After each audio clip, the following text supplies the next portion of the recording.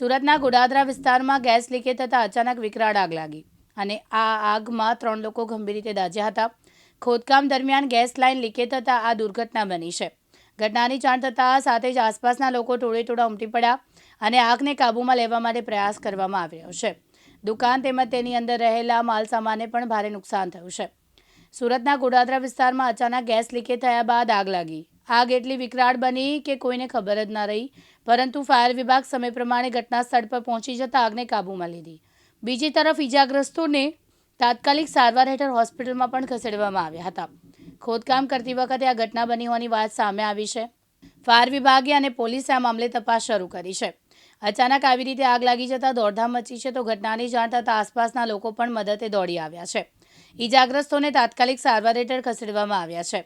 3માંથી એક વ્યક્તિની હાલત ગંભીર છે અને તેને વધુ સારવાર માટે ખાનગી હોસ્પિટલ ખસેડવો પડે તેવી સ્થિતિનું નિર્માણ થયું છે.